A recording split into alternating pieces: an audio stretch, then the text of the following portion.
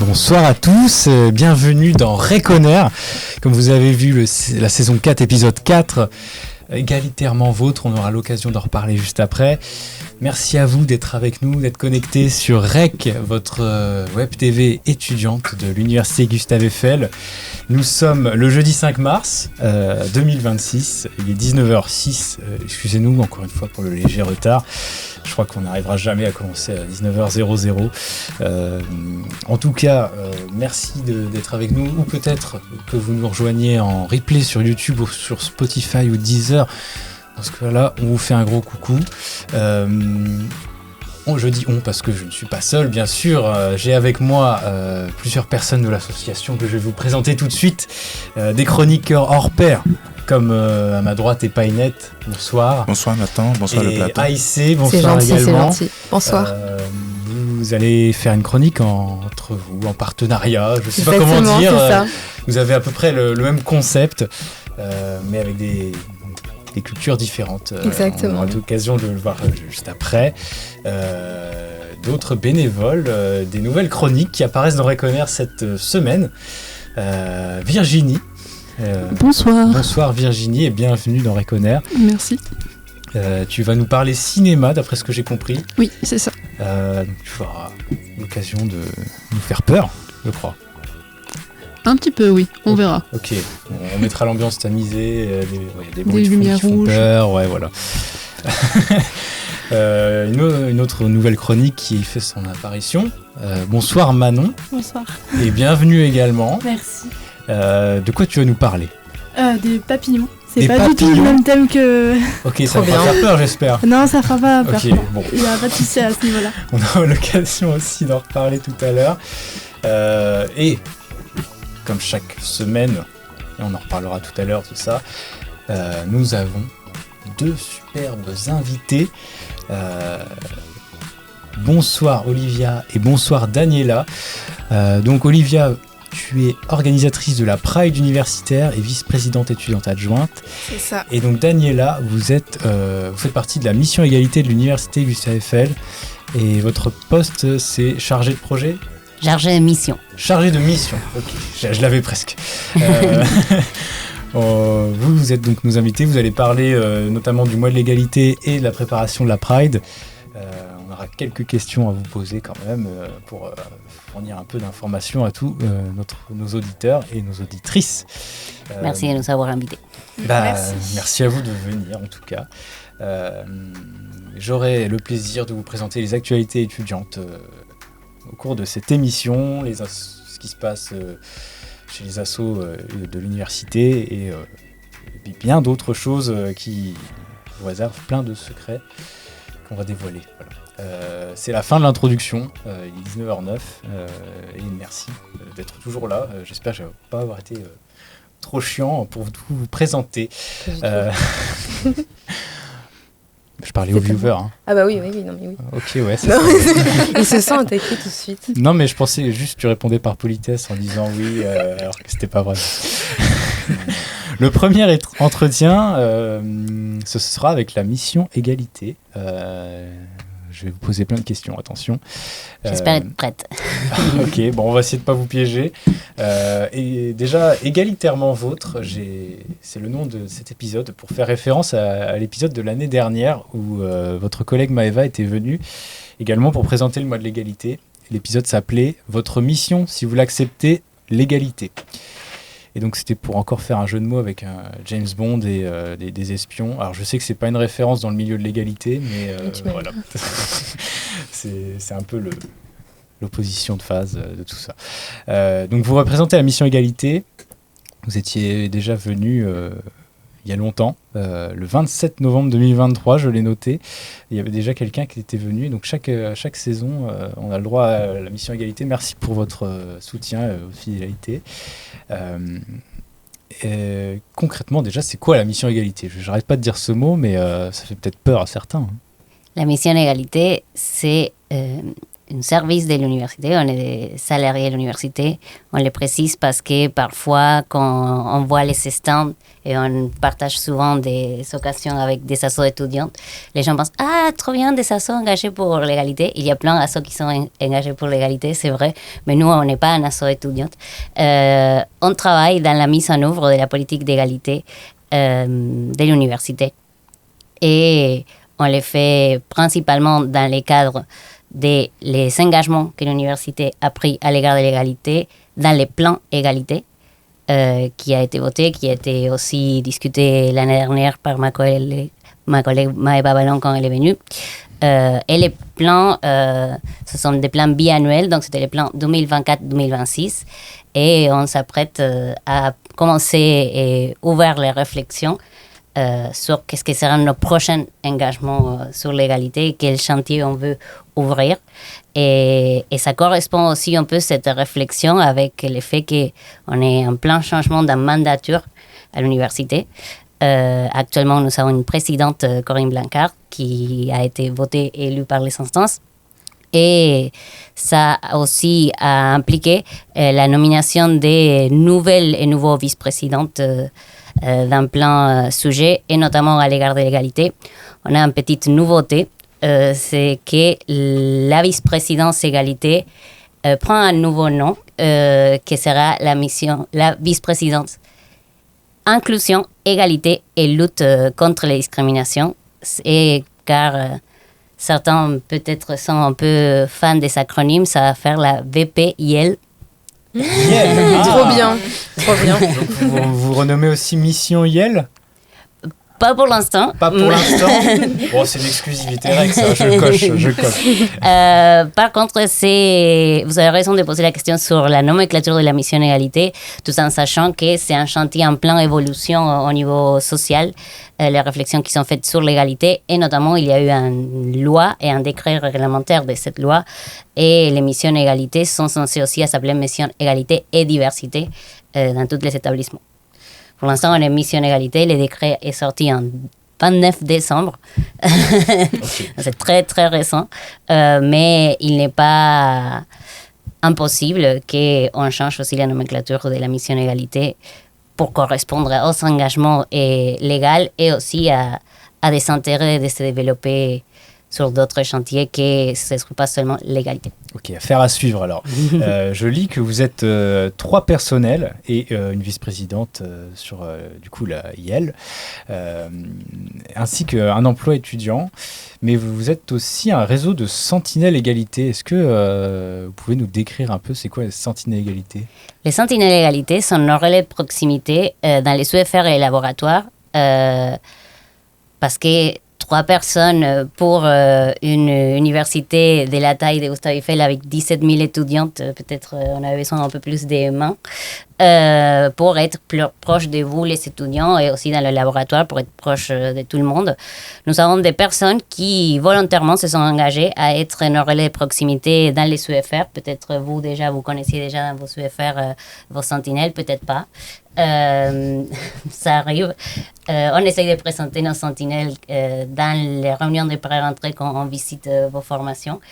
Et quel est le rôle d'un sentinelle? C'est d'être plus proche des équipes de travail et des étudiants au cas où quelque chose arrive. Ils sont capables d'accueillir des signalements dans un premier instant.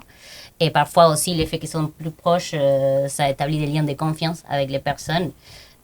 C'est peut-être plus simple d'aller voir quelqu'un en présentiel, que parfois c'est le responsable de notre formation, ou un collègue qui a envoyé un mail dans une adresse mail qu'on ne sait pas potentiellement tout de suite qu'est-ce que ça fait ou qu'est-ce que ça implique.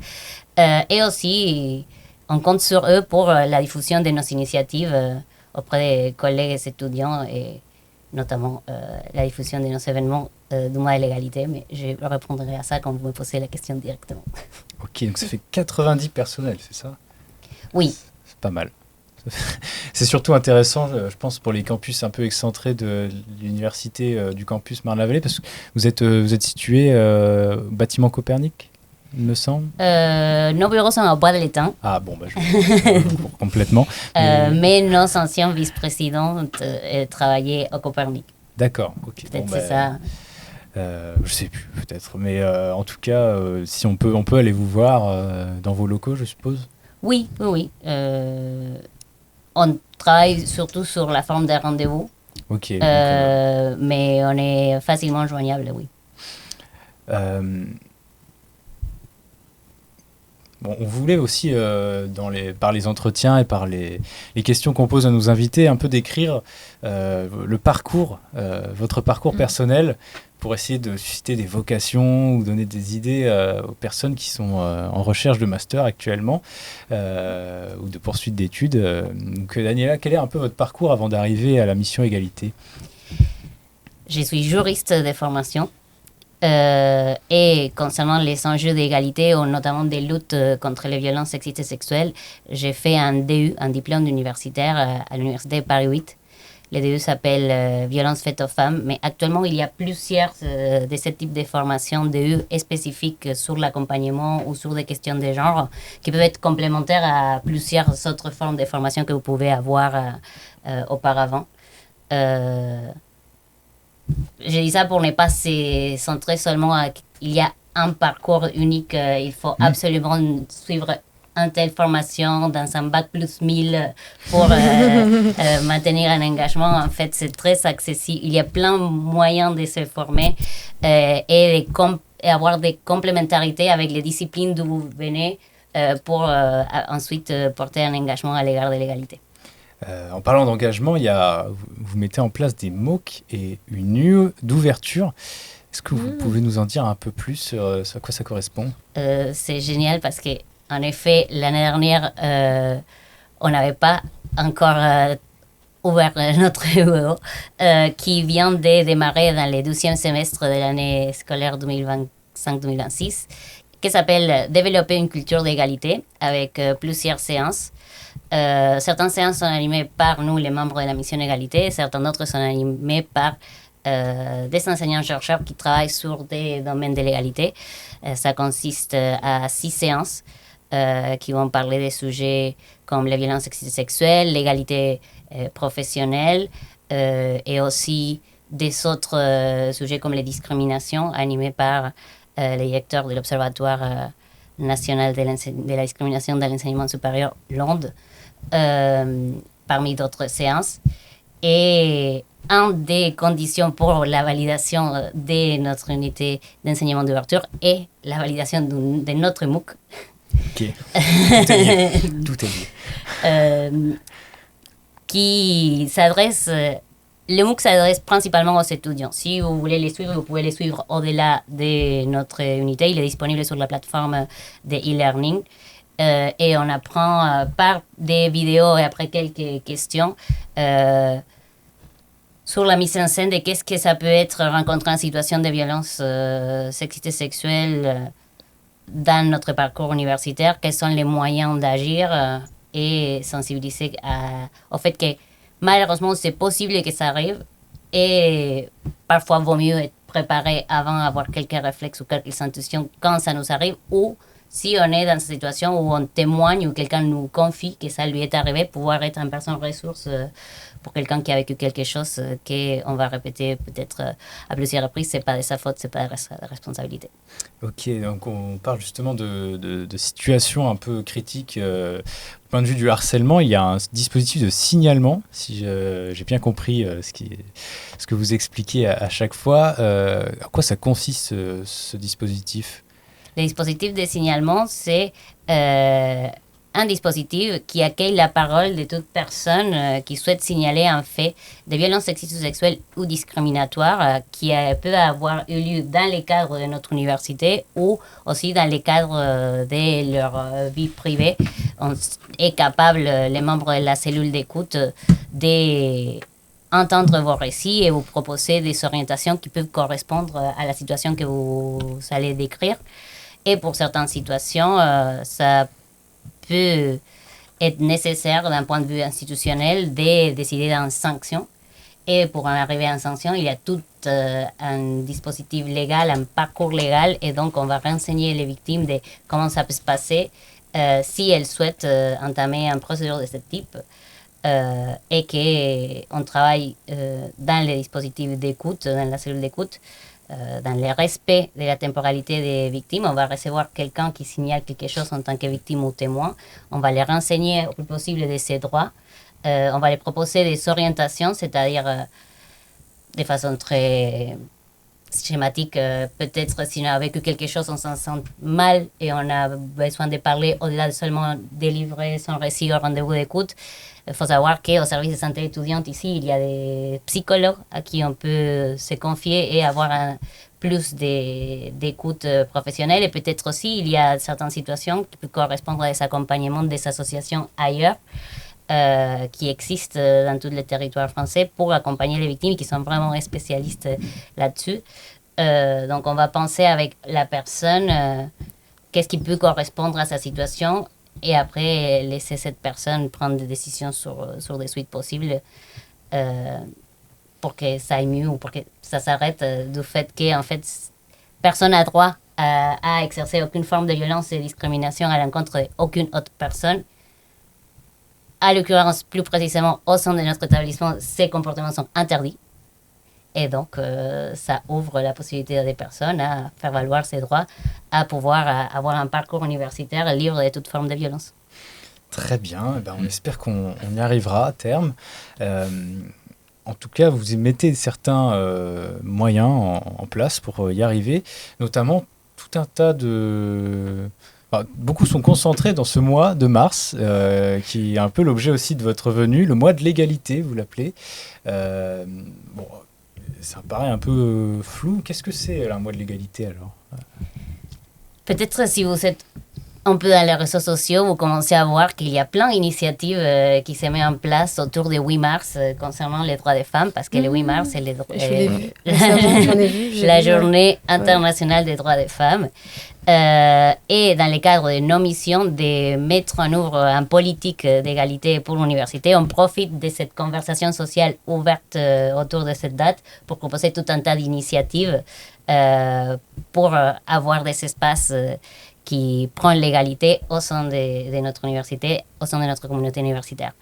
Je commence à présenter quelques de nos initiatives. Peut-être, oui, vous avez le détail des... Donc déjà, dans nos communications, on vous invite à vous renseigner dans vos lieux d'études s'il y a des choses qui sont mises en place déjà, autres que les choses qu'on fait, parce qu'il y a beaucoup d'initiatives aussi de la part des étudiants et on serait ravis de les connaître aussi si vous mettez déjà en place des choses. Et aussi peut-être dans vos villes, il y a des choses qui sont faites, donc n'hésitez pas à vous renseigner sur ce qui est fait ailleurs parce qu'il y a vraiment beaucoup de choses à faire, notamment dimanche. Dans tout un tas de villes, il y aura des manifestations auxquelles vous pouvez participer si ça vous intéresse. Et dès lundi, on commence notre mois de l'égalité avec des initiatives qui certains sont pour les membres du personnel de l'université, certains d'autres sont pour les étudiants et certains d'autres sont pour les deux types de publics. Je vais faire un focus spécifique sur la première initiative et j'ai la fiche, je ne sais pas à quelle caméra montrer. Parfait. Donc, on va proposer une projection d'un documentaire. Et on aura l'honneur de la visite de la réalisatrice avec qui vous pourrez discuter. Étudiante en terrain miné. Et c'est ça, les documentaires qui s'appelle Étudiant en terrain miné, qui suit des parcours des personnes qui ont vécu des violences sexistes et sexuelles, d'harcèlement ou des viols à l'université. Je vais descendre la fiche. C'est parfait, c'est le jeudi de 16h à 18h. Donc c'est comme ça, dès que ça termine, vous pouvez assister à l'émission Reconer à 19h. En effet, ça permet d'enchaîner avec vous. Reconer, dans sa moindre mesure, essaie de participer à vos initiatives. Merci. Je vois que vous avez un très gros programme qui a l'air très complet. Donc, comme vous disiez, Nathan, qu'en fait, l'Université Gustave Eiffel n'est pas seulement présente ici au campus Marne. On propose aussi une autre projection débat au campus Lyon avec une autre réalisatrice. C'est un documentaire qu'on a déjà proposé pour le campus Marne l'année dernière et car il était très très bien fait, on a décidé aussi que d'autres campus puissent profiter de la même initiative. On a aussi actuellement et très très proche d'ici à la BU une exposition des photos qui s'appelle Anita Conti de l'Atlantique aux mers froides, photographier les mondes maritimes. Est-ce que quelqu'un a déjà pu voir l'expo? Oui, je l'ai vu. Il est au rez-de-chaussée et aussi dans la partie plutôt cinéma, d'après ce que j'ai vu. Allez, c'est très bien, hein, allez la voir. Merci, merci Olivia. C'est un expo qui est un effort coordonné de plusieurs acteurs, actrices de l'université, donc la Fédération Savoir et Minorisation du laboratoire LISA, la mission Arte et Culture et nous à la mission Égalité. Nous avons mis des efforts pour le montage et la mise en place de cette expo photo qui valorise les parcours d'Anita Conti, une personne remarquable. Et qu'est-ce qu'on veut mettre en avant à la mission Égalité par cette femme? L'effet de la place des femmes dans la science, déjà, qui est très important. Sur des domaines qui étaient, à l'époque où elle produisait de la connaissance, très masculinisée. Donc, le fait aussi de pouvoir développer la science dans un milieu qui ne se montre pas spécialement propice d'emblée pour les femmes.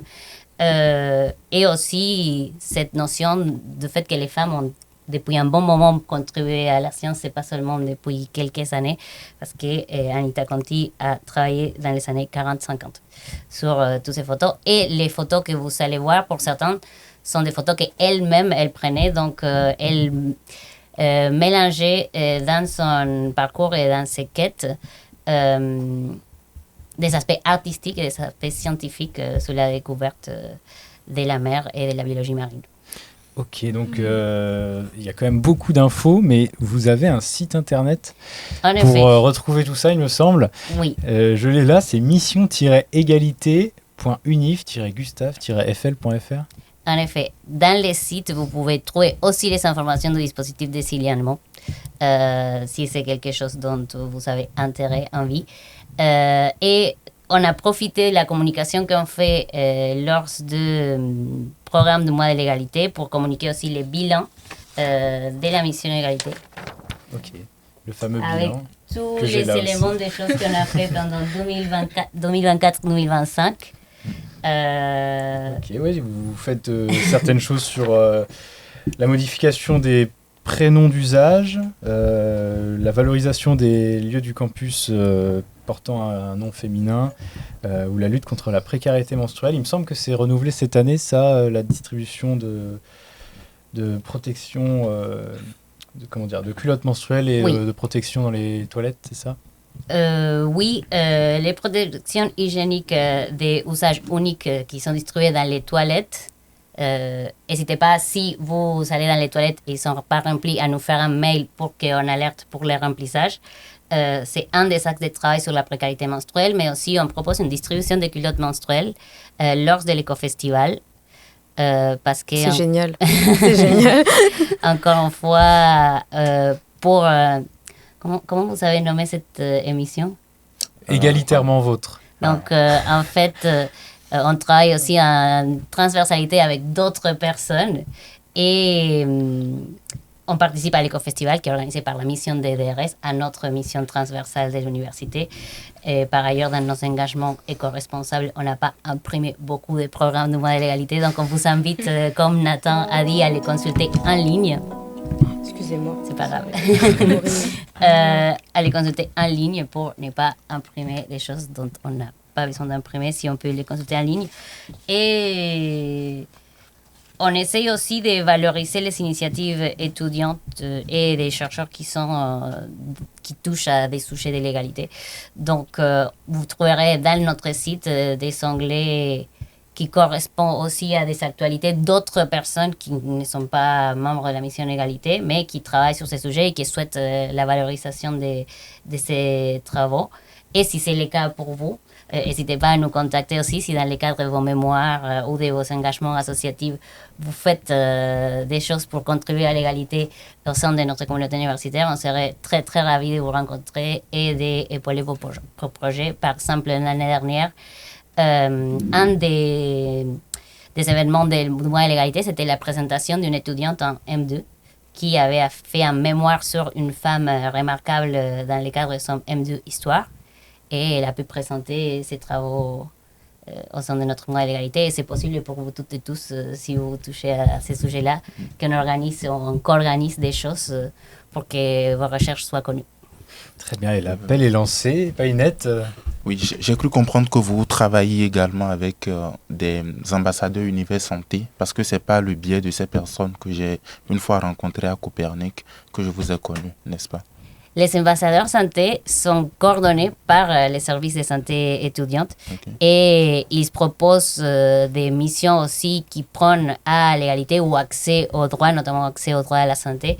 Et on travaille pas vraiment directement ensemble, mais... Pas directement avec eux, mais on sait de leur travail et on est soutenante de façon générale de ce qu'ils font. En tout cas, ils vous font une très belle promotion parce que ce sont eux qui m'ont parlé de vous justement pour la première fois. Du coup, c'était l'année dernière. Cette année, je ne les ai pas revus, donc je ne sais pas s'ils ont repris. Je sais pas, on avait essayé de repenser à Univers Santé avec Manon. Peut-être que tu parleras d'un de tes projets à venir, mais une émission peut-être qui tournera autour du sujet. On vous en dit pas trop pour vous tenir en haleine. Les enjeux de santé étudiante, et notamment de santé mentale, sont très importants actuellement et n'hésitez pas, si vous rencontrez des difficultés, à vous approcher du service de santé étudiante parce qu'ils sont vraiment beaucoup de choses qu'ils peuvent vous proposer. Et aussi, il existe des ressources au niveau national, des lignes d'écoute, des groupes de parole. On a listé quelques-uns dans notre site de la Mission Égalité dans l'onglet « Trouver de l'aide » parce qu'on constate pas seulement à Gustave Eiffel, mais des problématiques dans la jeunesse au niveau de la santé mentale et il y a des choses disponibles pour que vous ne soyez pas seul à vivre ça et avoir les outils qui pourraient vous permettre d'aller mieux. Très bien. Merci beaucoup, Daniela. C'est toujours important de le rappeler et d'avoir présenté la mission Égalité. Je pense que si vous avez des questions, vous pouvez les mettre dans le chat de l'émission et peut-être qu'on pourrait y répondre tout à l'heure si quelqu'un regarde un peu ce qui s'y passe. On va parler... Enfin, c'est pas... Je dis on, mais c'est plutôt Aïssé et Painette qui vont parler... alors, est-ce que cette fois, c'est le proverbe, encore une fois? Alors, expression. Des expressions. Okay, j'ai hâte d'entendre ça, alors. Alors, première expression... Ocağına incir ağacı dikmek, qui veut littéralement dire planter un figuier dans le foyer de quelqu'un. Alors, il faut savoir que le figuier a des racines vigoureuses et traçantes et que si il y a des canalisations un peu fissurées à côté, pourrait les endommager. Et le figuier pousse toujours dans des lieux abandonnés, la plupart du temps, et dans les lieux humides et creux. Donc en fait, dans l'esprit anatolien, quand un lieu est abandonné, forcément un figuier il poussera. Et du coup, cette expression, j'ai pas trouvé d'expression française qui s'y apparentait, mais ça exprime la ruine. En fait, quand tu dis à quelqu'un qu'un figuier pousse chez toi, tu veux sa ruine, quoi. C'est ça que ça veut dire. Ensuite, oui, ça symbolise la ruine, quoi, l'abandon, la destruction lente, etc. Juste précise rapidement l'objet de la chronique. C'est pas. Oui, j'avoue, j'ai pas. Tout le monde n'a pas regardé l'émission la semaine dernière. C'est vrai. Ah oui, excusez-moi. C'est en fait avec Painette, on échange sur des proverbes turcs et en langue fon. Et en langue fon également, oui. Et donc on essaie de trouver des similitudes avec en français et on débat autour de ça. Voilà. Merci. Tu peux continuer, je t'en prie. Non, mais t'as raison. Alors ensuite, expression numéro 2, nabzına göre şerbet vermek, qui veut dire donner du sucre selon le pouls de quelqu'un. Donc ça revient à dire aller dans le sens de quelqu'un. On a en français caresser quelqu'un dans le sens du poil. Voilà, c'est donner du sucre selon son pouls. Voilà. Et la dernière, domuz derisinden post, eski düşmandan dost olmaz, qui veut dire « on ne fait pas de manteau avec la peau du porc, ni d'amis avec un ancien ennemi ». Ni d'amis avec un ancien ami. Ni d'amis avec un ancien ennemi. J'ai pas dit ça. Ok, avec un ancien ennemi. Okay. Voilà, c'est ça. Donc en français, on a l'ennemi de mon ennemi et mon ami. J'avais pensé à ça. Moins et moins plus. D'accord avec ça. En maths, ça m'avait bien aidé, ça, moi, en maths. Moins et moins plus, l'ennemi de mon ennemi. Voilà. Et du coup, et on a aussi méfie-toi du loup qui dort. C'est pas pareil, mais voilà. Ça signifie que certaines choses ne changent pas de nature. Méfie-toi de l'eau calme. Ah bon aussi. Bon, bref. Ah, sérieux? Ah, Ouais. de l'eau calme, ok, de l'eau j'avais qui pas. est calme, oui. Ça me dit rien. Bon, bref. Bon, là, t'as fini? Ouais, j'ai fait Du coup, vite, j'ai fini, ouais. Oui, je vais repartir maintenant sur mes proverbes qui, du coup, originellement sont en langue fon. Alors, comme elle a commencé par le dire tout à l'heure, le travail que nous faisons, c'est surtout d'essayer de ramener toute la métaphore de ces proverbes-là en français. Parce que, le travail de traduction, c'est toujours un travail un peu ingrat, parce que c'est très difficile de faire ressentir ce que l'on ressent originellement dans la langue, dans une autre langue. Mais néanmoins, nous essayons quand même de faire ce travail-là. Le premier proverbe que moi j'ai pour vous, c'est « Koklo yondekpe, boa dotin ton kakwiji ». « Koklo yondekpe, boa dotin ton kakwiji ». Alors, c'est un proverbe qui parle un peu de l'apparence. Littéralement, cela veut dire le poulet est beau, mais sa litière est en mauvais état. Le poulet est beau, mais sa litière est en mauvais état, ou bien sa litière est sale. Ah, je vois, ok. Voilà. Alors, c'est un proverbe qui insiste beaucoup plus sur l'apparence, pour dire que l'apparence est souvent trompeuse. Et c'est un proverbe qui se dit d'une personne, l'exemple que j'ai trouvé tout de suite pour expliciter cela, une personne qui dépense ou qui va peut-être jusqu'à s'endetter de manière abyssale pour s'acheter des vêtements, pour paraître, alors qu'il a son loyer impayé, par exemple. Donc, on peut dire ce proverbe-là d'une telle personne. Il privilégie beaucoup plus le paraître que l'être. Au moment où j'étais en train de faire la traduction de ce proverbe, je me suis souvenu d'une phrase de Rousseau que j'avais lu il y a quelques années, mais que je suis parti chercher du coup, qui résume assez bien la réalité contemporaine sur la tension entre l'être et le paraître. Ah, c'est beau. Rousseau, donc, c'est dans Discours sur l'origine et les fondements de l'inégalité parmi les hommes. Rousseau dit ceci. Chacun commença à regarder les autres et à vouloir être regardé soi-même. Il fallut, pour son avantage, se montrer autre que ce qu'on était en effet. Être et paraître devint deux choses tout à fait différentes, et de cette distinction sortit le faste imposant, la ruse trompeuse et tous les vices qui en sont le cortège. Donc, je sais pas comment t'as fait pour te souvenir de ça. Non, je me suis rappelé quand même que j'avais lu quelque chose comme ça, donc je suis parti chercher. Okay, ouais. Sinon, j'avais pas gardé toute la phrase en tête. Il y a quelques années, mais ok. Ça m'arrivera pas, je crois, ce genre de choses. Alors, peut-être aussi parce que je travaille sur Rousseau actuellement, sur la nouvelle Héloïse. Donc, c'est un auteur que j'aime beaucoup. Des choses, en fait.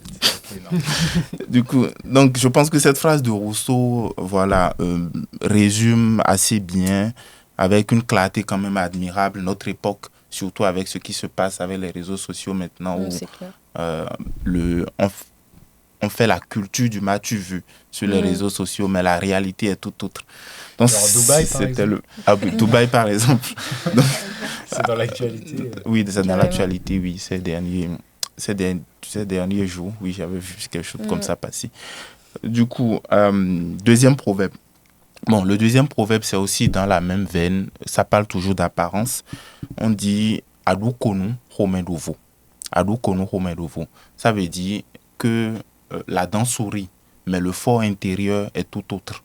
La dent sourit, mais le fort intérieur est tout autre. Et c'est un proverbe qui se dit d'une personne qui a l'extérieur avenant, mais qui a, on peut dire, une mauvaise âme, une âme méchante. Chez moi, c'est un proverbe qui se dit surtout des personnes qui sont capables de festoyer un peu publiquement de vos succès, mais qui en privé sont capables d'organiser, de peaufiner toute une avalanche de stratégies pour vous détruire en secret. Mais publiquement, ils font comme s'ils étaient très heureux, comme si votre succès les rendait heureux et qu'ils étaient contents. L'hypocrisie, voilà, on peut dire ça aussi. Des belles façons de l'illustrer, en fait. L'hypocrisie, en fait, elle a plein de facettes, en fait, finalement. Justement, c'est exactement cela. Donc voilà, Adou Konou, Romain-Nouveau.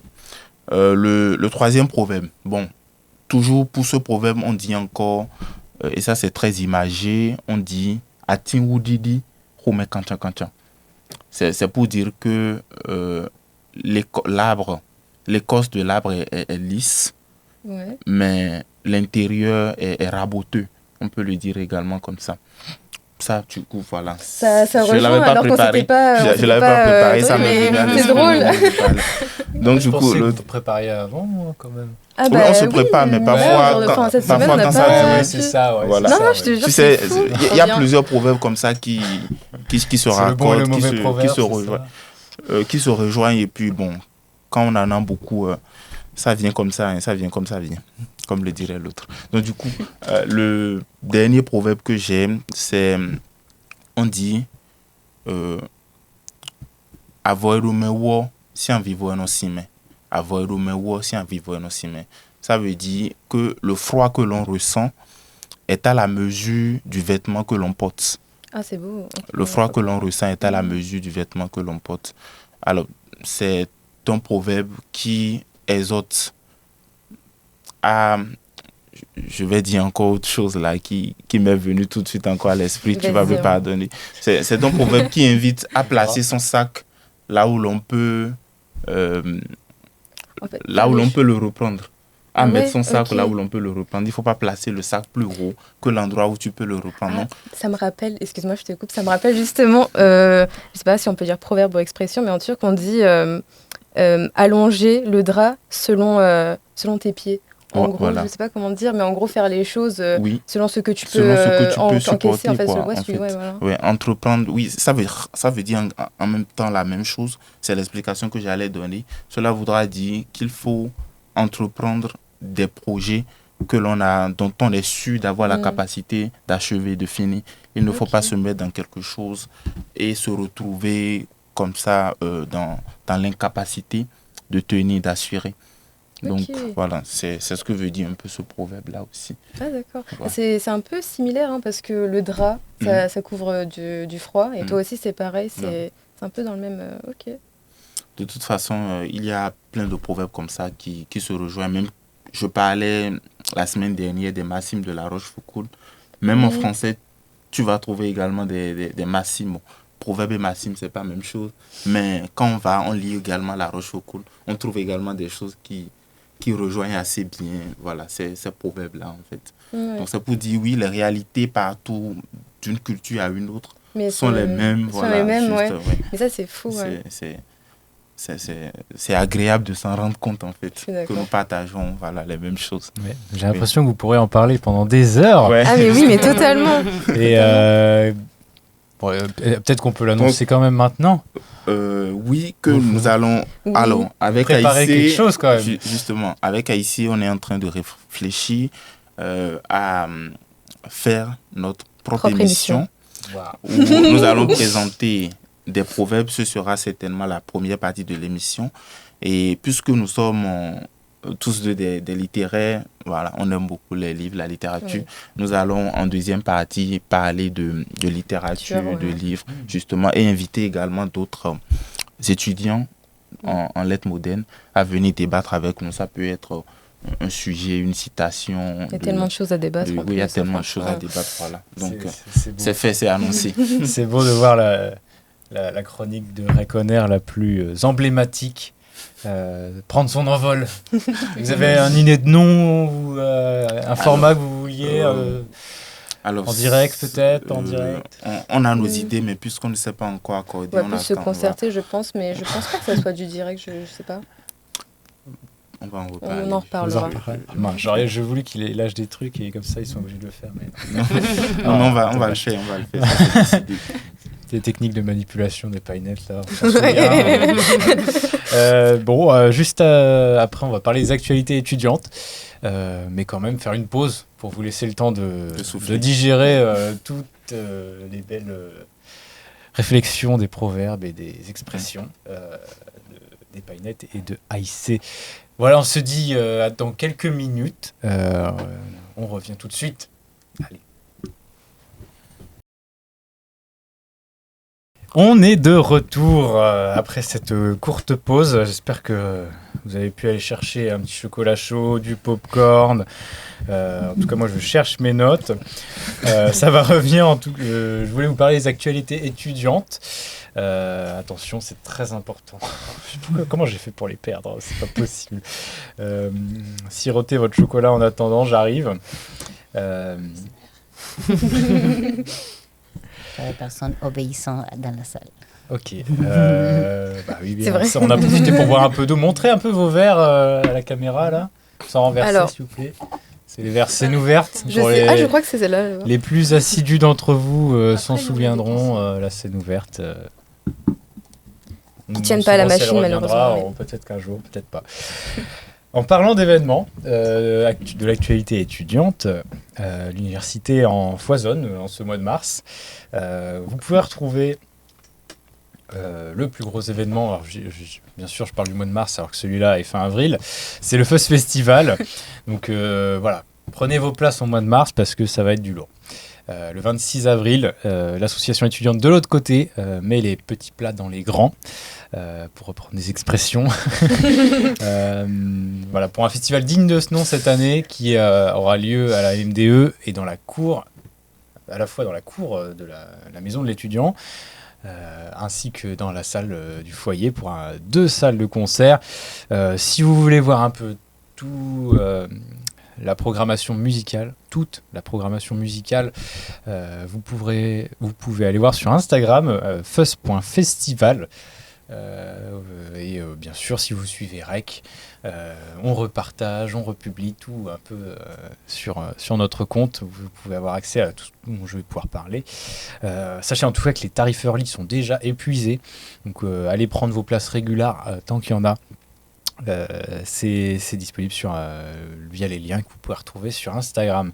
Sachez aussi que l'association recherche des bénévoles pour l'événement. Puisque c'est un gros événement, on a besoin de bénévoles pour le jour J.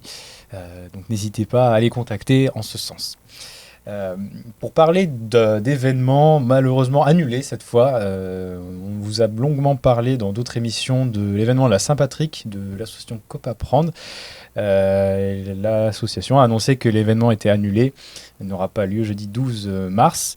À la place, elle remplace l'événement par une précommande, parce qu'en fait l'événement tournait autour de son club, la Brasserie Apprenante, qui produit du coup ses propres boissons. Et donc une précommande sera disponible pour quand même les déguster. Donc c'est en collaboration avec l'épicerie solidaire campésienne, ce sera à 17h le même jour. Donc savoir que la ASSO-COP Apprendre, c'est une association qui est basée à Céris sur le site, j'ai déjà oublié le nom de l'IFIS, non? De l'IFIS, oui. Mais je cherche le nom de l'arrêt de RER là-bas. C'est Val d'Europe. Val d'Europe, voilà, pardon. J'avais Val de Fontenay en tête, je me dis c'est pas possible que ce soit ça. Enfin bon. Pour parler d'épicerie solidaire campésienne, pour ceux qui ne savent pas, il s'agit d'une épicerie qui est située en dessous de la résidence Crous de l'école d'architecture, donc au niveau du rond-point, là où il y a la piscine. Alors c'est pas municipal, c'est la piscine. C'est aussi une association qui propose pour les étudiants démunis des produits de première consommation, de première nécessité à prix abordable. Pour parler aussi d'associations dans ce secteur-là, il y a Noisilien juste à côté, qui est une friperie qui est ouverte tous les mardis et jeudis de 16h à 20h. Ouverte par l'association Noisilien, donc qui est à la base basée à Noisy-le-Grand, qui est ouverte en antenne ici. Donc pareil, la résidence Crous de l'école d'architecture en face du bar Golden, pour ceux qui ne vont pas à la piscine. Ils préparent notamment une soirée upcycling, je vais y arriver, le 21 mars. En tout cas, sur Instagram, vous pouvez retrouver toutes ces informations puisque ces deux associations ont un compte Insta et que REC repartage ce qui s'y passe. Donc n'hésitez pas à aller voir. Pour parler d'autres associations étudiantes, Caribou, dont vous pouvez voir le replay de l'émission de l'année dernière qui est sortie récemment sur YouTube. Ils étaient venus présenter leur association. Si vous voulez en savoir plus, n'hésitez pas à aller le voir. Et cette association relance sa campagne de recrutement. Pour parler très brièvement, c'est une association culturelle africaine et donc qui cherche des personnes pour s'organiser des événements, de la com, gérer des partenariats et l'intégration des nouveaux membres, ou simplement faire partie de l'équipe. N'hésitez pas à les contacter sur Instagram, caribou-UGE. Il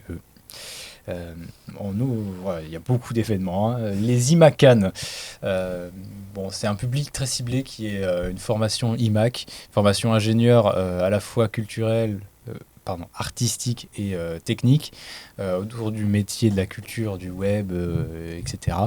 Ils ont l'occasion pendant l'année de produire des films, des courts-métrages.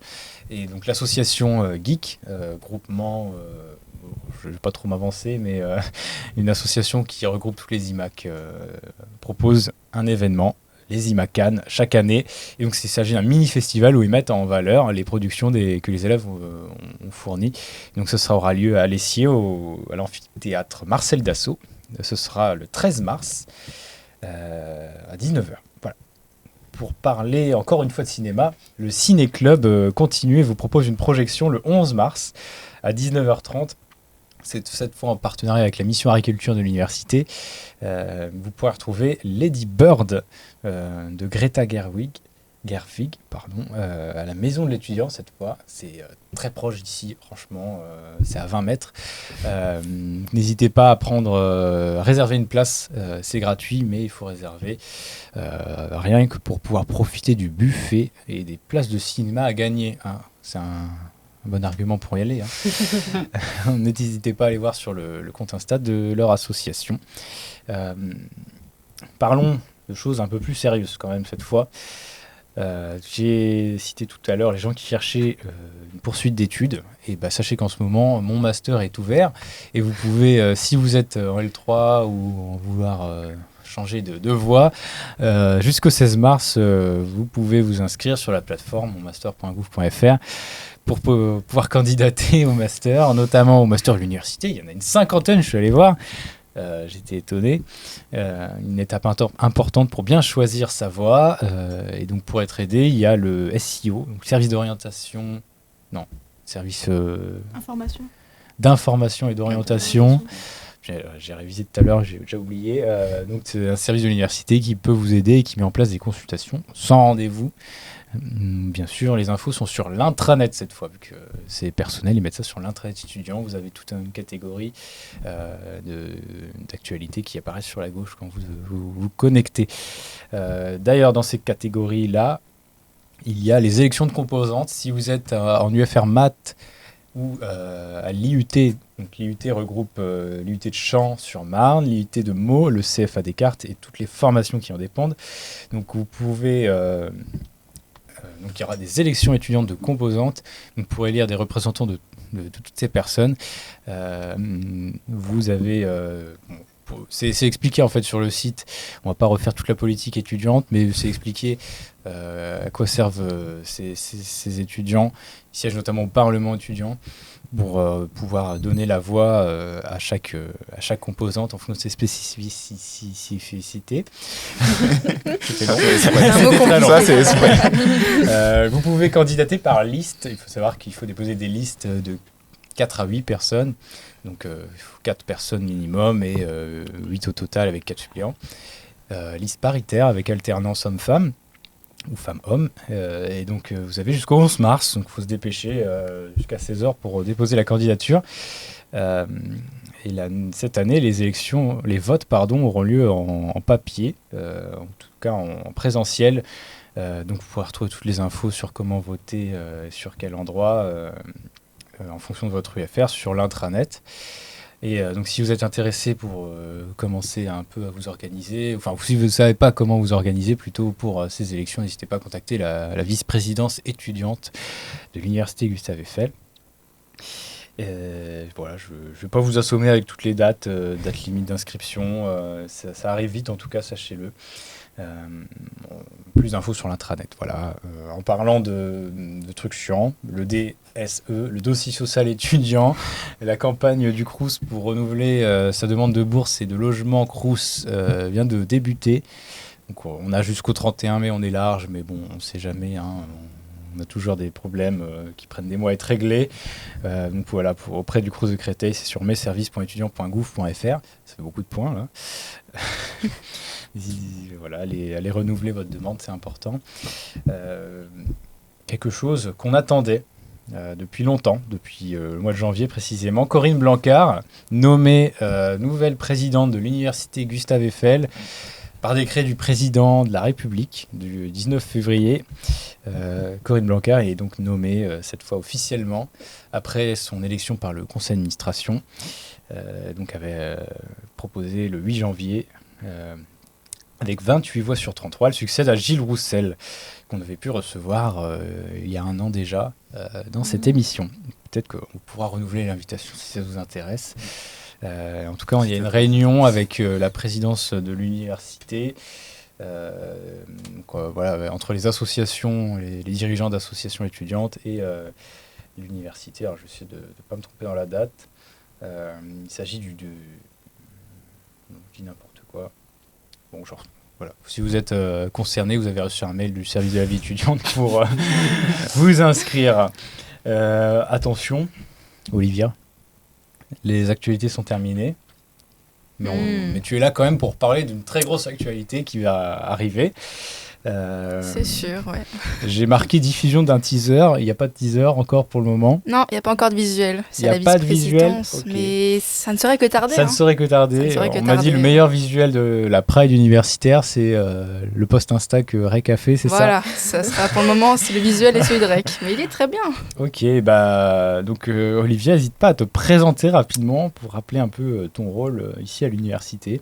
Ouais, du coup, moi, je suis vice-présidence étudiante adjointe depuis janvier. Donc, j'accompagne Sarah Radjef et je m'occupe de tout ce qui est solidarité et égalité. Donc, je travaille beaucoup avec la mission égalité. Ça tombe bien, ça, quand même. Ça tombe très bien, oui, c'est sûr.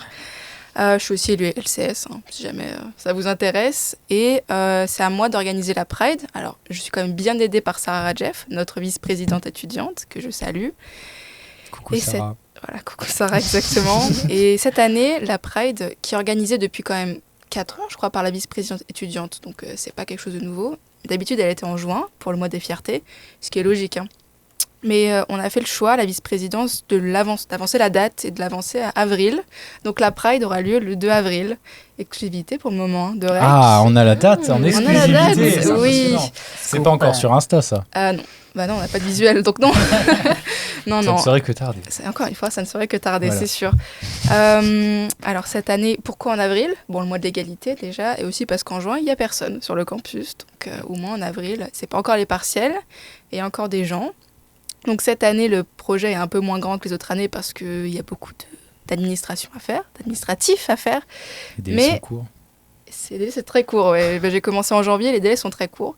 Mais on a quand même un événement qui est quand même important. C'est un drag show qui aura lieu aux rues de Copernic, donc au restaurant universitaire. C'est encore un projet. Rue, t'appelles ça le rue, toi ? J'appelle ça le rue, okay. Oui, le restaurant universitaire. Le Crous, quoi. Ouais, oui, le Crous. C'est financé par le Crous, d'ailleurs. C'est financé avec le Crous, ok. Oui, à 100% pour le moment. À 100% ? Le drag show, oui, mais le reste, on verra. Ça sera entre 11h et 14h. Oui. Voguing, etc. Oui. Ah bah je ne sais c'est pas. Quoi un drag show ? Un drag show, c'est un drag show. Ah bah pardon. Ce sont des artistes qui performent sur les genres et notamment les artistes qui sont convoqués s'appellent la Kings Factory. Donc c'est pas n'importe quel drag show, mais ce sont des kings qui vont faire des performances. Il y aura des queens aussi normalement. Ah, ok. Peut-être encore. J'ai un arrivé exclu. tard à la réunion de salle. Bon, Pas mal. oui. Trop bien. Mais encore, c'est encore en projet, comme j'ai dit. Donc ça sera entre 11h et 14h. Il y aura peut-être 2 ou 3 happenings à voir. Ça sera ouvert à tous. Vous n'êtes pas obligé de manger au crous pour aller regarder. Donc quand on aura un visuel, on aura les horaires. Donc vous pourrez regarder sur Insta de la vice-présidence, l'Insta de la Pride aussi, et puis sûrement sur des affiches. Puis on le partagera avec Rec. Eh ben super. Et également, Quelle la bonne mission nouvelle. égalité appuiera vos actions de communication. Voilà. Et donc ça sera l'événement principal. Il y aura aussi des stands au niveau de Copernic avec des assos extérieurs. Donc par exemple pour lutter contre le sida, normalement, si je dis pas de bêtises. C'est encore à voir, mais aussi Encore par à des confirmer. services. Ouais, tout ça, il faut confirmer, mais normalement c'est bien parti. Donc il n'y aura pas de souci. Ok, c'est quoi le truc que t'as là? Le happening, Le happening. ça serait, si on a les sous, avoir un peu de goodies quand même, parce que l'intérêt Trop est quand bien. même Ouais, il y a les d'afficher petits sa fierté. drapeaux. Les grands drapeaux, Il y a ça là. Ah, tiens. C'est quoi ça? ça c'est du maquillage. Le Maquillage. rouge vers le haut et tu slides Rouge, comme ça. Comme je slide comme ça. Voilà. Eh ben il marche très bien. Et d'être de la... Parfait. J'ai pas mis droit, c'est ça. Oui, mais oui. C'est pas très drôle. C'est Ok. artistique. Non, mais c'est bien. Bon, en tout cas, Je Je il- dirais que t'as vomi l'arc-en-ciel. Il a vomi un arc-en-ciel. On dirait le Nine Cat, ouais, Non. pour les vieux. je suis un. Oh non, le Nyan. Oh, tu m'as rappelé.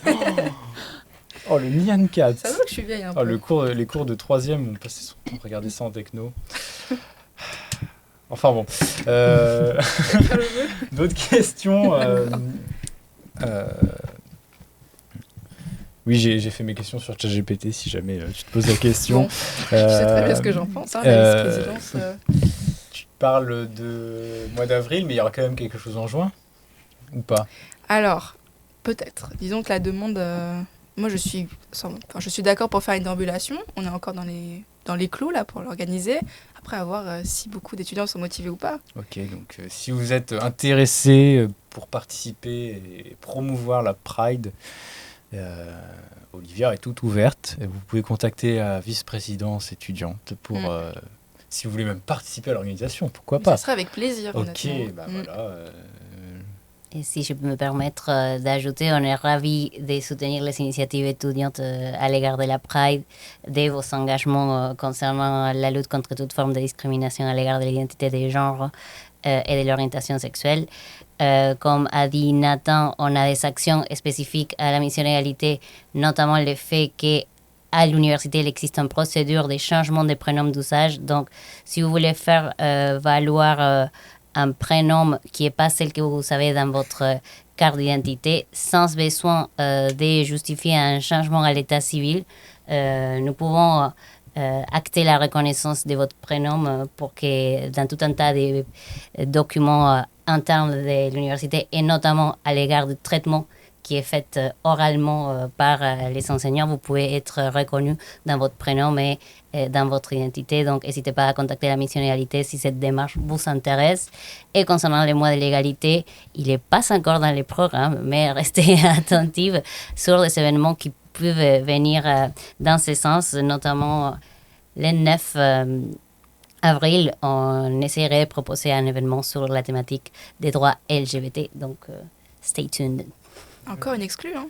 Eh ben, donc, nos chers viewers, vous savez en exclusivité plein de choses ce soir. Est-ce que c'est difficile d'organiser une Pride? C'est pas facile, hein. Il y a beaucoup d'administratifs, vraiment beaucoup. La déambulation, il faut contacter la mairie, la préfecture. Donc, bon, d'ici juin, j'ai encore le temps de le faire, mais même au sein de l'université, toutes les personnes qui font partie des assos le savent. Rec, je pense, le sait aussi. Il faut déposer. Je me souviens de l'année dernière, j'étais avec la personne qui organisait et qui était appelée par la préfecture de police. Bon, moi, je dois vous laisser quitter la réunion, désolé, pour parler de la Pride, justement. Donc, Ouais, donc c'est aussi pour ça que ça sera pas aussi grand qu'on aurait voulu, mais c'est déjà un bon début. Et pour l'année prochaine, on fera encore mieux, ça c'est sûr. et bah, On appel. salue les réflexions aussi de la vice-présidence étudiante à l'égard d'assurer le maximum de participation, et l'idée de les mettre en avril, c'est vraiment pas inintéressant en fait. Qu'il y a du monde, C'est à tenter, ça ouais, compte au moins. beaucoup. Ouais, ça a tenté. C'est vrai que l'année dernière, moi, j'étais allé c'était en juin. Bon, beaucoup de gens sont partis. Il a plu en plus pour la déambulation, donc on était à une C'est quinzaine. vrai, hein. c'est vrai. Ouais. Bon, si on résume la Pride universitaire en 3 mots, Ah, c'est dur. Hein. c'est un peu le... Inclusion, égalité et solidarité.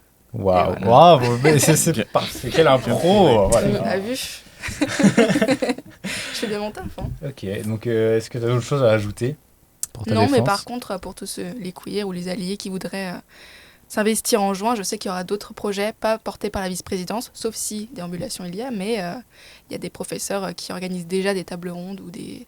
Enfin là, je fais une exclue, mais je me mouille toute seule. Hein. Ça se trouve, il n'y aura pas, mais en Non, tout cas, mais c'est c'est bien de possible. lancer des trucs, ça appelle Mm.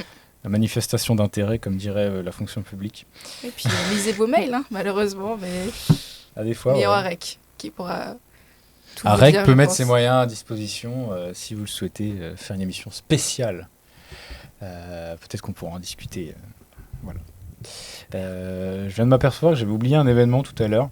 Une actualité étudiante ultra importante. La fête des langues et des cultures qui aura lieu jeudi 19 mars. Je commence à dire une mauvaise date, donc dans 2 semaines. Donc peut-être qu'on aura l'occasion d'en reparler la semaine prochaine. Mais Olivia, est-ce que j'ai cru comprendre que tu connaissais cet événement avant qu'il ait lieu? Je le connais très bien, puisque c'est mon UFR, mais je n'ai pas de programme pour le moment. D'accord. Pas d'exclusivité REC? Eh ben non. Je suis Faudra déçu. venir, Non, hein, mais faudra aller voir.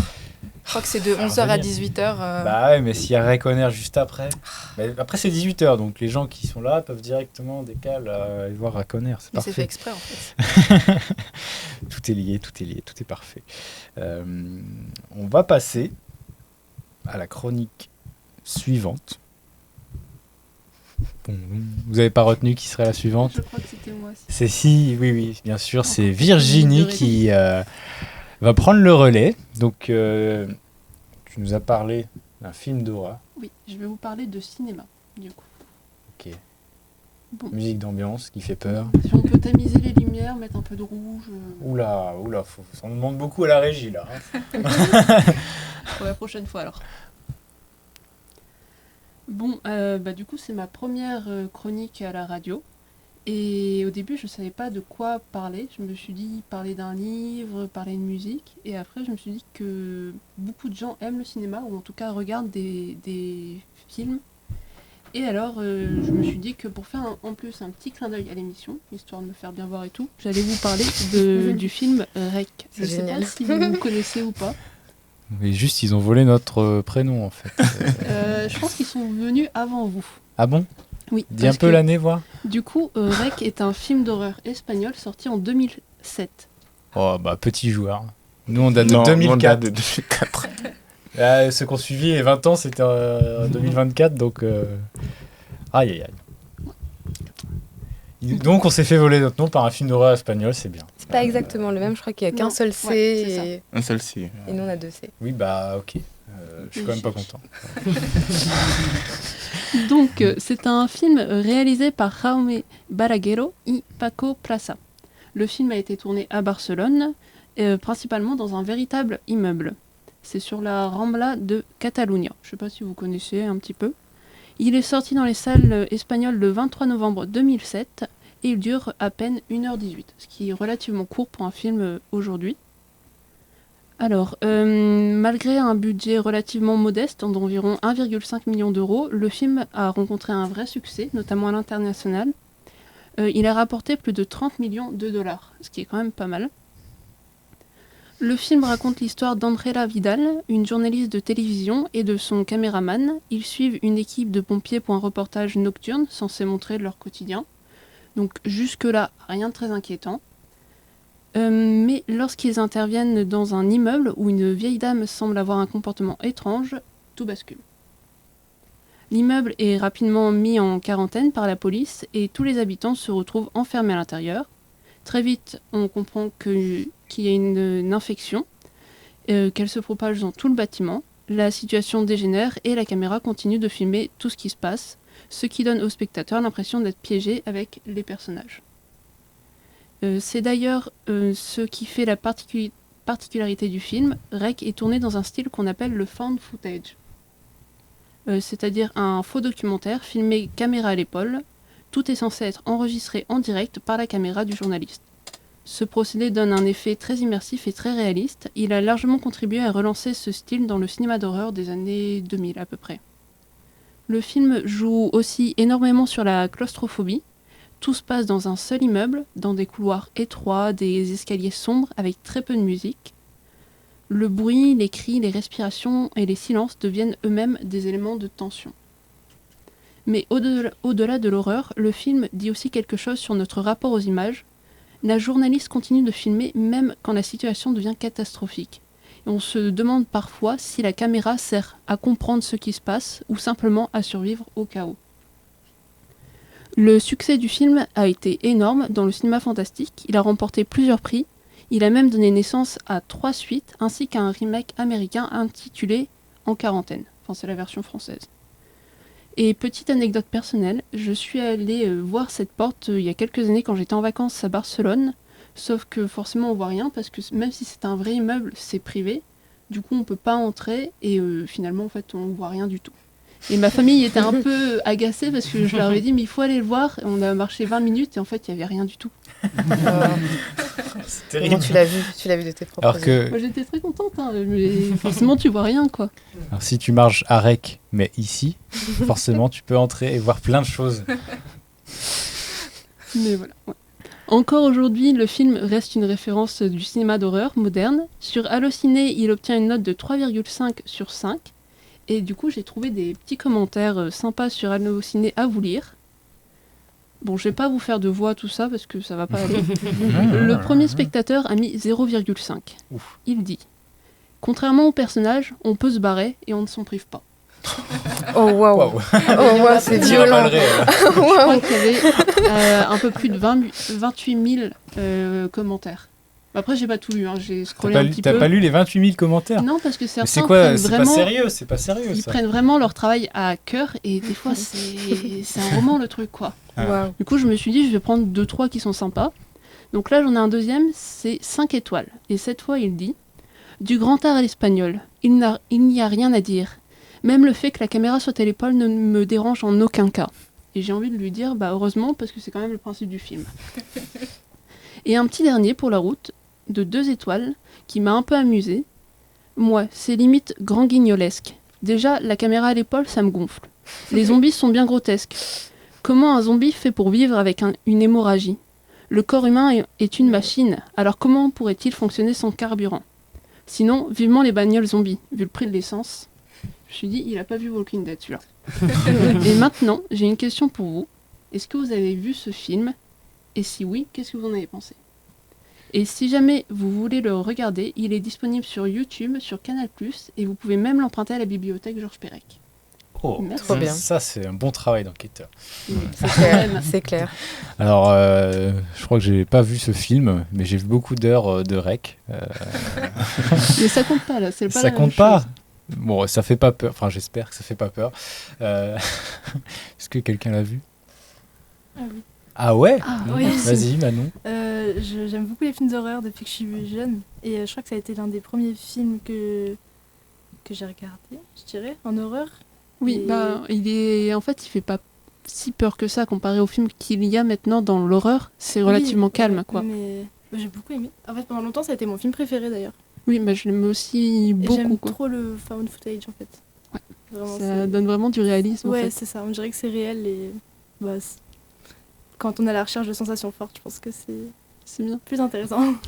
Et t'avais vu les autres, du coup, ou pas? Ou t'as juste Non. vu celui-là? Ouais. Non, je regarde jamais les suites, les 1, 2, les 2, 3. Ouais, en général, c'est moins bien, quoi. Ils Ouais, font ça c'est pour Ils l'argent. font ça, ouais. Voilà.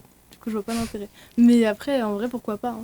À voir, pour curiosité, d'aller voir le 2 ou le 3. Mais franchement, il est bien. Si vous aimez les films d'horreur, bah, Oh, ouais, c'est- grave. On va pouvoir passer à la chronique suivante alors. Après, peut-être que Virginie, tu veux nous annoncer quelque chose ou lancer un appel Un appel, oui, peut-être. Un supplice. supplice. J'aimerais réaliser une émission avec des passionnés de cinéma. Si vous voulez, vous êtes intéressés, vous avez envie de parler justement de films, des films que vous aimez, des films que justement vous n'avez pas aimés et vous voulez cracher un peu dessus, on peut le faire tous ensemble. Donc si jamais vous aimez le cinéma, j'aimerais beaucoup qu'on puisse se rencontrer et puis faire une une émission ensemble où justement on regarde un film et après on en discute comme ça, tranquillement, tous ensemble. Voilà. Et un film, ça peut être aussi une émission de Reconer ou pas? Jusqu'au bout. Si je trouve Vous personne, jugez un peu. peut-être Non, qu'on mais pourra est-ce que en reparler à deux. vous regardez un replay et vous jugez? Des performances. ouais. Oh, bah, Ça va pas te le, plaire. le régisseur à ce moment-là il fait n'importe quoi. Faites de la live reaction. Live reaction. Moi, je sais pas si on aura les droits. Enfin, on n'a pas assez d'argent, je pense, pour payer les droits de diffusion des films, mais je trouve que c'est un très bon projet. Merci. il y a- J'espère que trouver du monde qui sera Ouais. aussi intéressé par tout ça. Ouais, on va réfléchir, on est en contact aussi avec Cineco, pour ceux qui connaissent, pour élaborer ton projet. Et n'hésitez pas à nous contacter si jamais vous voulez répondre à cet appel, à ce supplice. Comme Après, dire. c'est pas grave, hein, je le fais toute seule. Hein. Oui, tu un peux peu le faire en triste, mais format toute seule, C'est sûr qu'il y podcast. aura des gens intéressés. Oui, Oui, C'est je vraiment pense c'est un qu'il y beau aura des projet. gens hein. intéressés. Et, en tout cas, n'hésitez pas à venir vers nous. Bon, je laisse marmiter Manon là. On refait que de repousser son début de chronique. Mais cette fois, c'est l'heure H, la minute M.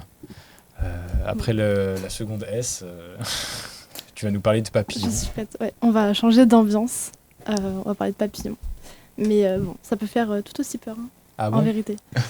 Le 20 mars, c'est le printemps et on va commencer à les revoir. Avec le retour des beaux jours, d'ailleurs, on les a déjà croisés. Virevoltant dans les airs, passant d'une fleur à une autre, ouvrant ses ailes ostensiblement, comme pour narguer les autres insectes. Je parle évidemment des papillons. Ces petits insectes ailés qui colorent nos prairies et nos forêts. Est-ce que vous saviez que les papillons habitent la planète Terre depuis déjà près de 200 millions d'années? Et est-ce que vous saviez que certaines espèces de papillons migraient C'est d'un possible. continent à un autre? Ou encore que les couleurs et les motifs de leurs ailes répondent à des fonctions bien précises et sont loin d'être le fruit du hasard. Bref, si les papillons sont généralement appréciés et très représentés dans l'imagerie populaire, ils sont en vérité assez mal connus. Personnellement, moi, ils me fascinent et j'ai toujours envie d'en savoir plus sur eux depuis que je suis toute petite. Mais bien plus important qu'un simple intérêt, ils sont aussi aujourd'hui menacés par nos activités et rappellent combien il est important de protéger le vivant. Les papillons sont des animaux, donc pour dire un peu, voilà, qu'est-ce qu'un papillon? C'est un animal qui appartient à la classe des insectes et à l'ordre des lépidoptères. Pour les décrire dans les grandes lignes, on peut dire qu'ils ont 6 pattes et 4 ailes. Et 4 ailes. Pas 2, 4. À ce jour, on répertorie entre 150 000 et 170 000 espèces de lépidoptères identifiées à travers le monde. Et il y en a près de 5 000 en France hexagonale. Le papillon, en fait, c'est ce qu'on appelle l'imago de l'espèce, c'est-à-dire qu'il correspond à la forme adulte de l'insecte qui est en capacité de se reproduire. Il assure la fonction reproductive qui est si primordiale à la survie de l'espèce. C'est vrai que c'est une chenille de base. Oui. Je viens de me le rappeler parce que Oui, j'avais oui, oublié, mais c'est oui, ça, le et papillon, c'est une chenille. Et bien justement, Base. après... Enfin, je parle pas trop des chenilles, je parle surtout des papillons. Ça pas la même chose du coup, non? Mais en fait, le papillon, c'est vraiment la forme, on va dire, métamorphosée, oui, Mais de l'insecte. Ouais, C'est le même Pokémon. insecte, C'est le mais même c'est parce insecte, que... mais- Voilà. Ils évoluent. Voilà. En fait, on dit que le papillon... Enfin, je commence à... Faut pas que je me lance D'ailleurs, il y a une expression. là-dedans, mais... Il y a une expression. C'est petite chenille qui devient papillon, je crois. Il y a pas c'est moi qui l'ai inventé alors un jour. Non, non, ça me dit quelque chose. Ça te dit quelque chose? Ah ouais? Chenille Quelque deviendra chose. Papillon. papillon ou quelque chose comme ça, Oui. oui. Il y a une expression comme ça, effectivement. Alors là, je vois pas du tout. Ah. Mais du coup, le papillon, donc tout juste sorti de la chrysalide, la course contre la montre est déjà lancée pour certaines espèces de papillons. Il faut vite assurer la reproduction, surtout quand il reste plus que quelques jours à vivre. Néanmoins, il ne faut pas minimiser la longévité de certains papillons qui peuvent vivre plusieurs semaines, voire quelques mois, selon l'espèce. Et puis, il faut aussi, bien sûr, prendre en compte la vie de l'individu en tant que chenille. Et c'est vrai qu'on parle toujours plus des papillons que des chenilles, mais il y a tant à dire sur les papillons. C'est vrai, c'est vrai, c'est vrai. Puis voilà, je suis fan des papillons, donc... Il existe 2 grands types de papillons, les papillons de nuit et les papillons de jour. À savoir d'ailleurs qu'il existe plus d'espèces de papillons de nuit en France que de papillons de jour, qui représentent que 253 espèces sur 5000. La différence principale entre les deux, elle réside dans la forme des antennes, et pas dans leur mode de vie en fait. Parce que les modes de vie, ils peuvent certes différer, mais ce n'est pas la principale différence, parce qu'en fait, on observe que certains papillons dits de nuit sont actifs même la journée, en fait. Une autre différence qui existe entre les papillons de nuit et de jour, c'est la couleur des ailes. On retrouve chez les individus nocturnes des couleurs plus sombres sur le haut des ailes, des couleurs qui finalement se rapprochent plus de la faune et qui leur permettent en fait de se camoufler la journée lorsqu'ils sont au repos. C'est d'ailleurs un bon exemple de l'importance de la couleur chez les papillons qui répond à des fonctions bien précises, telles que le camouflage ou encore la dissuasion. Par exemple, un papillon qui est de couleur rouge ou orangée, en fait, il sera considéré comme un individu toxique aux yeux des prédateurs parce que le rouge est généralement associé au poison dans la nature, que ce soit pour les plantes ou autres d'ailleurs. Bien évidemment, les couleurs des ailes ont aussi une fonction reproductive, à l'image des paons qui séduisent les femelles par leur plumage orné et coloré. Bon, sinon, à quoi ça sert un papillon? Parce que c'est joli, mais c'est pas seulement joli, c'est aussi utile à bien des égards. Les papillons, ils ont plusieurs fonctions au sein des écosystèmes, dont la pollinisation. En effet, ils forment aux côtés des abeilles et des mouches et d'autres animaux une armée de pollinisateurs essentiels au bon fonctionnement de la biodiversité. La spécificité de sa trompe, qui est leur unique organe buccal, leur permet de se nourrir du nectar des fleurs et permet aussi la pollinisation. Ainsi, en passant d'une fleur à une autre, les papillons permettent la rencontre entre les organes mâles et femelles d'une même plante. La pollinisation apparaît donc et permet en fait la reproduction de certaines espèces végétales et ainsi la formation de fleurs et de fruits, un processus primordial à la survie de notre biodiversité car elle permet la reproduction et le maintien des écosystèmes. Et sans la pollinisation, finalement, c'est des écosystèmes entiers qui sont menacés et en fait certaines de nos cultures comme le chocolat. Finalement, on peut dire pas de papillons, pas de chocolat. Génial, c'est génial. Voilà. L'importance des papillons se ressent d'autant plus qu'ils sont aujourd'hui menacés. Le dérèglement climatique et nos pratiques agricoles sont les principaux responsables de ce déclin au sein de leur population. J'ai quelques données qui permettent de mesurer l'ampleur du déclin de ces insectes. Donc, en France, sur les 253 papillons de jour, il y en a 16 qui sont menacés de disparition et 18 qui sont quasiment menacés. Enfin, on dit quasi menacés. En Europe, on estimait en 2025 que 15% des espèces de papillons sont menacées. Ça, la source, c'est l'Union internationale pour la conservation de la nature. Voilà. On considère donc la protection et la sauvegarde des papillons comme un véritable enjeu écologique. Il existe plusieurs associations qui sont spécialisées dans la protection et dans l'étude de ces insectes. Il y a par exemple l'Oreina en France, ou encore la LPO, qui est la Ligue de protection des oiseaux, mais qui effectue aussi des actions en faveur de la protection des insectes. Les papillons ne sont pas les seuls animaux en souffrance dans le contexte climatique actuel, mais ces associations sont la preuve que nous pouvons et que nous voulons encore agir. On termine sur une note à la fois négative et positive. Il y a encore de l'espoir, j'ai envie de dire. Un peu comme Virginie. Je suis sûr que tu as un appel à faire, Manon.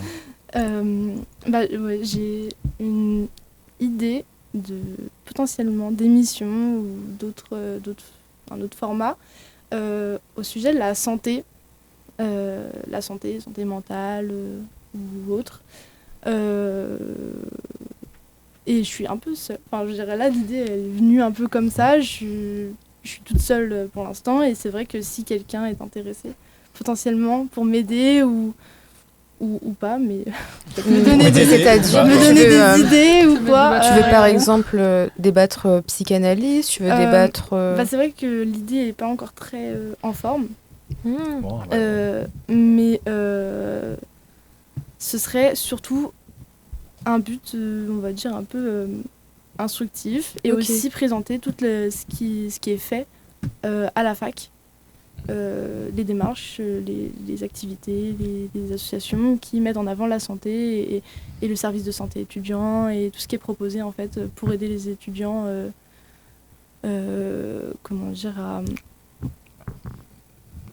apprendre la santé en main quoi. Apprendre sa santé à main, voilà, à la fac et c'est un beau projet. fac aussi. Okay, ouais. Je trouve que c'est un super concept. Je suis d'accord. En tout cas, on va t'aider à trouver d'autres personnes. Si vous connaissez des gens qui seraient intéressés, vous dans le live ou en replay, n'hésitez pas à nous contacter pour rejoindre l'équipe de Manon. il y a quelques années, je dirais, il y a bien 5 ans, il y avait le format Univers Santé, qui était en fait une émission faite en collaboration avec Univers Santé. Donc on va voir s'ils existent encore et si c'est possible de les contacter. En tout cas, vous avez de très beaux projets. Je suis content que vous soyez là pour les présenter. En parlant de se retrouver, est-ce que la semaine prochaine, tout le monde est libre pour une émission Reconair ? Je vous pose ça comme question. Parce qu'on s'était dit une semaine sur 2, mais vu Après la projection de la mission égalité, j'imagine bien. Oui, sûrement. Oui, on sera juste à côté en plus. Donc, on peut vous proposer de faire une émission par semaine maintenant, qu'on commence à être rodé et on commence à avoir plus d'invités que d'émissions. Qu'est-ce que tu en pensez, Painette ? Oui, moi je trouve que c'est une très bonne idée. Et déjà, je te reconfirme ma disponibilité pour la semaine prochaine. Okay. Je pense que je vais laisser également les autres se prononcer, vous êtes disponible ou pas. Voilà. Sinon, moi, je suis partant. Moi aussi, je suis partante. Okay. Avec plaisir. Moi aussi, c'est Pourquoi pas, ouais. le temps que vos émissions se mettent en place, vous avez toujours la place dans Reconair pour... on se prépare, on s'échauffe. Pour parler des sujets, et voilà, c'est un bon moyen de s'entraîner. Je suis désolé, on va devoir changer d'invité chaque semaine, même si Olivia, c'est quand même beaucoup de fois qu'on te voit. C'est 2 fois. C'est la moitié des émissions de l'année. Hein. C'est vrai. Je reviendrai plus. On a commencé un peu tardivement les programmes, certes, mais... Je ne viendrai plus. Mais si, tu seras toujours la bienvenue, si tu veux. De toute façon, on reparlera sûrement de la Pride. Je vois ma tête au retour caméra. On va pas trop s'avancer sur les prochains invités, mais sachez qu'on a parlé de gros événements. Donc on a déjà invité la Pride. Et essayez de faire la liste des gros événements. Et donc toutes ces personnes auront l'honneur de venir dans Reconair. Je ne sais pas si c'est un honneur ou si c'est un privilège ou une occasion. C'est tous les trois. C'est tous les trois. C'est les trois. C'est une occasion, c'est un privilège, c'est un honneur. Je trouvais que ça faisait un peu quand même pompeux de dire ça, mais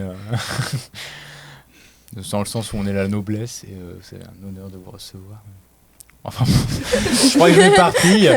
Il est tard. On va mettre à l'eau le jeu honneur. Parce que je sens que vous êtes fatigués, et que l'heure tourne.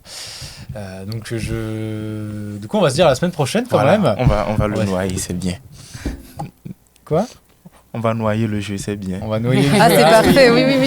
Parce que je mets à l'eau. Moi aussi, j'ai envie de sortir. C'est une expression, mettre à l'eau. Non, mais là, c'est un jeu du coup. Voilà. Ouais. Un jeu de mots. À la place du jeu honneur, c'est bien. Ouais. C'est une bonne. On peut faire les jeux de mots. Une bonne chute et pas à l'eau de l'émission. Allez. Merci de nous avoir suivis. On se retrouve la semaine prochaine, du coup. Il y aura peut-être une émission de tribun entre deux.